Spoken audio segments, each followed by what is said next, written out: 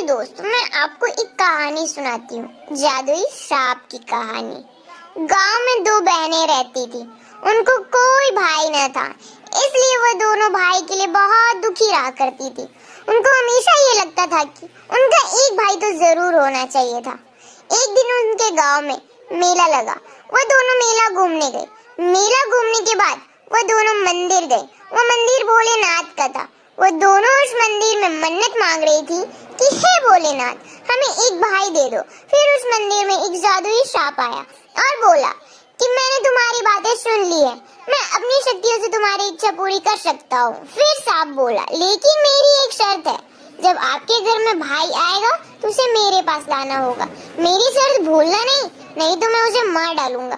वो दोनों बहनें सांप की बातें सुनकर बोली कि हम आपकी शर्त नहीं भूलेंगे। फिर वो दोनों वहां से घर चली गई। दरअसल ये सांप एक शैतानिक तांत्रिक था, जिसे बलि देने के लिए एक नवजात बच्चे की जरूरत थी, लेकिन उसे ये बच्चा कोई अपने आप देकर जाए तभी उसकी विधि पूरी हो सकती थी। यही कारण था कि उसने उन दोनों बहनों की मदद की ताकि उसका स्वार्थ पूरा हो सके। फिर कुछ महीनों बाद उन बहनों के घर में भाई हुआ और उनका परिवार बहुत खुश हो गया। और उन दोनों ने जो सांप को वचन दिया था, वह दोनों उस वचन को भूल गए। कई साल बीत गए। फिर उनका भाई बड़ा हुआ और उसकी शादी तय हुई। फिर एक दिन बड़ी बहन के सपने में सांप आया और उसे बोला कि तुमने मेरी शर्त को बुला के अच्छा नहीं किया, अब मैं तुम्हारे भाई को मार डालूंगा। फिर वो बोली कि तुम मेरे भाई को कैसे मारोगे? सांप बोला कि तेरा भाई जब बारात लेकर दरवाजे पर आएगा तो मैं उसे उधर मार डालूंगा। अगले दिन बड़ी बहन का मन किसी भी काम में नहीं लग रहा था। उसे लग रहा था कि मेरा सपना कहीं सच हो गया तो मैं मेरे भाई को खो दूंगी। वो बहुत सोचने लगी। बहुत सोचने के बाद उसे एक तरकीब सूझी।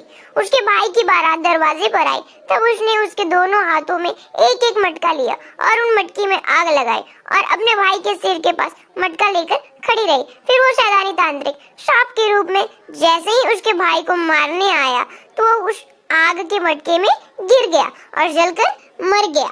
दोस्तों, हमें इस कहानी से यही सीख मिलती है कि हमेशा किसी को वचन देने से पहले सोचो कि आप उसे निभा पाओगे या नहीं।